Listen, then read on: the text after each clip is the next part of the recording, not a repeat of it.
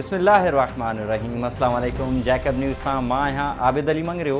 पेश आहिनि हिन वक्त जूं हेडलाइन। जैकबाबाद जो अमन हिकु भेरो ॿीहर तबाह। कबीलाई तकरार 15 इंसानी जानियूं गिड़काए वियो। अॼोके बेरहम वाक़े में 3 मासूम ॿारनि ऐं औरत समेत 8 ॼणा क़तल थी वञण बावजूदि एसएसपी जैकबाबाद पंहिंजे हाउस खां निकिरण जी ज़हमत बि न कई।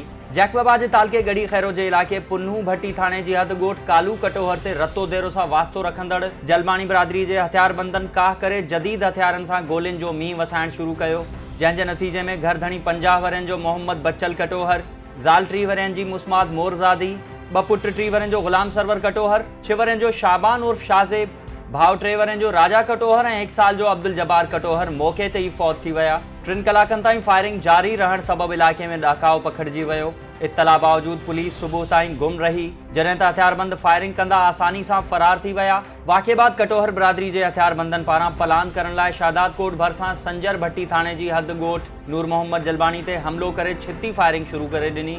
नतीजे में मोहम्मद बख्श जलबाणी ऐं मुमताज़ जलबाणी मौके ते ई मारिजी विया, जॾहिं त गोलियूं लॻण सबबि मुस्मात अज़ीम ख़ातून सख़्त ज़ख़्मी थी पई, जंहिंखे गणती जोगी हालत में लाड़काने अस्पताल मुंतकिल कयो वियो। वाक़िअनि बाद धुरियूं पंहिंजे इलाइक़नि में मोर्चा बंदि थी वियूं आहिनि। वाक़े खे केतिरा ई कलाक गुज़रण बाद पुलिस सुबुह जे वक़्तु ॻोठ कालू कटोहर पहुची करे लाश पोस्टमार्टम लाइ तालका अस्पताल गढ़ी खैरो मुंतकिल कया। हिक ई घर में 3 मासूम ॿारनि समेत 6 ॼणनि जे क़तल थियण बाद इलाइक़े में सोग वारो माहौल आहे। वाज़े रहे त तकरार कटोहर ऐं उमरानी बिरादरी जे 2 नौजवाननि जे क़तल बाद शुरू थियो हो, जंहिंमें हेल ताईं जलबाणी बिरादरी जा 6 ॼणा, कटोहरनि जा 7 ऐं 1 वाटेड़ू क़तल थियल आहे। सखर में सरकारी ज़मीन में हेरफेर करण तां हाईकोर्ट पारां डीसी खे बदली करण जो हुकुम। सखर में कैटल कॉलोनी जी सरकारी ज़मीन जे रिकॉर्ड में हेराफेरी करण वारे केस जी ॿुधणी डबल बेंच जे जस्टिस आफ़ताब अहमद गोरड़ ऐं जस्टिस फ़हीम अहमद सिद्दीकी कई। अदालत डेप्यूटी कमिश्नर राणा अदील तसव्वुर खे कम करण खां रोके छॾियो ऐं चीफ सेक्रेटरी सिंध खे हुकुम ॾींदे चयो त खेसि फौरी तौर सखर खां बदली कंदे संदसि ख़िलाफ़ जांच कई वञे ऐं जेसिताईं एंटी करप्शन सखर संदसि ख़िलाफ़ जांच मुकम्मल करे रिपोर्ट पेश न करे तेसिताईं खेसि का बि फील्ड पोस्ट न ॾिनी वञे। जैकबाबाद में बंदूक साफ़ कंदे नौजवान मुबैना इत्तफ़ाक़ी गोली लॻण सबबि ज़ख़्मी। आबाद थाणे जी हद ॻोठ बच्चल गढ़ी में 18 वरनि जो नौजवान बिलावल गोरशाणी मुबैना तौर बंदूक साफ़ कंदे ज़ख़्मी थी पियो, जंहिंखे सिविल अस्पताल मुंतकिल कयो वियो, जिते खेसि इलाज बाद वापसि रवानो कयो वियो। जैकबाबाद में समाजी अॻवान हाजी शेर मोहम्मद बुग़ैरी पारां मुख़्तलिफ़ धुरियुनि सां ताज़ियत। समाजी अॻवान हाजी शेर मोहम्मद बुग़ैरी खुलियल गटर में ॿुॾी फौत थियल मासूम न्याणी तैयबा जे घर पहुची संदसि वालिद वज़ीर कोरी सां ताज़ियत कई ऐं ज़ाती ख़र्च ते पाड़े जे सभिनी खुलियल गटरनि खे ढकण जो ऐलान कयो, जॾहिं त इन खां अलावा समाजी अॻवान हाजी शेर मोहम्मद बुग़ैरी इसरार अहमद अबड़ो सां संदसि चाचे डॉक्टर मोहम्मद अकरम सोलंगी सां ज़ाल ऐं नज़ीर अहमद अबड़ो सां संदसि वालिद जी वफ़ात ते ताज़ियत कंदे ॾुख जो इज़हार कयो। हाजी शेर मोहम्मद बुग़ैरी सहाफ़ी रजब अली सुमरू पारां ॾिनल चांह पार्टी में पिणु शिरकत कई। घोट की वेझो सरहद में जवाबदार मुड़ुसु ज़ाल खे कुहाड़ियूं हणी ज़ख़्मी करे छॾियो। सरहद थाणे जी हद ॻोठ मुरीद महर में घरू अणबणनि तां मुड़ुसु मोहम्मद महर कुहाड़ियूं हणी पंहिंजी ज़ाल माई नसीमा महर खे ज़ख़्मी करे छॾियो, जंहिंखे गणती जोगी हालत में घोटकी मुंतकिल कयो वियो। पुलिस औरत जे वारिसनि जी फ़रियाद ते संदसि मुड़ुसु ऐं ॾेर ख़िलाफ़ एनसी दाख़िल करे छॾी आहे।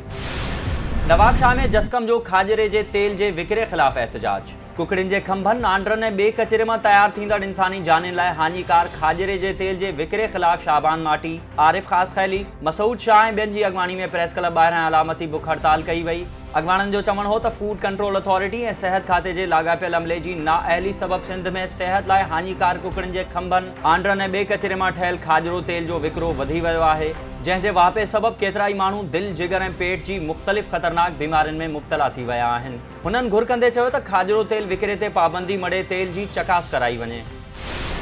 घोटकी में जज़्बा जमहूरियत ऐं बाख्तियार औरत वारे सिरे हेठि 2 ॾियारनि जो तरबियती वर्कशॉप। साउथ एशिया पार्टनरशिप पारां करायल वर्कशॉप में मुख़्तलिफ़ कॉलेजिस, यूनिवर्सिटीज़ ऐं स्कूल्स मां 25 नौजवान छोकिरियुनि हिसो वरितो। सेशन में इलेक्शन कमीशन ऐं नादरा जे किरदार खे बि उजागर कयो वियो ऐं औरतुनि खे सियासत में दरपेश रुकावटुनि बाबति ॼाण ॾिनी वई। तरबियत जे आख़िरी ॾींहुं सिख्या वठंदड़ छोकिरियुनि खे सर्टिफिकेट्स बि ॾिना विया। नवाबशाह में हारी अॻवान कामरेड जान मोहम्मद रुस्तमानी ते कातिलाणे हमले ख़िलाफ़ हारी कमेटी जो एहतजाज। सिंध हारी कमेटी नवाबशाह पारां पीर शहाबुद्दीन रुस्तमानी, जुल्फ़िकार रुस्तमानी, ग़ुलाम हुसैन सियाल ऐं ॿियनि प्रेस क्लब ॿाहिरां एहतजाजी मुज़ाहिरो कंदे चयो त हारी अॻवान कामरेड जान मोहम्मद रुस्तमानी ते कातिलाणो हमलो कंदड़ जवाबदार गौस बख्श राहेजो, रावत राहेजो, अलीशेर राहेजो ऐं ॿिया अणसुञातल इंतहाई ख़तरनाक आहिनि, जिन खे जल्द गिरफ़्तार न कयो वियो त एहतजाजी तहरीक हलाई वेंदी। जाफ़राबाद ज़िला इंतज़ामिया रमज़ानुल मुबारक जे हवाले सां प्लान तरतीब ॾेई छॾियो। डिप्टी कमिश्नर रज़ाक खजक चयो आहे त नमाज़ तरावी में समाजी फ़ासिले ते अमल कयो वेंदो। अवाम खे सस्तियूं शयूं फ़राहम करण लाइ एतवार बाज़ारूं लॻाइण बाबति सेक्रेटरी ख़ज़ाना बलूचिस्तान खां सब्सिडी वठण लाइ लेटर मोकिले छॾियो आहे। रमज़ान शरीफ़ में सिक्योरिटी ऐं कोरोना SOPs ते अमल कराइण लाइ बि प्लान जोड़ियो वियो आहे त जीअं हुकूमत पारां जारी कयल हुक्मनि जी रोशनी में अवाम खे हर मुमकिन सहूलत मुहैया करे सघिजे।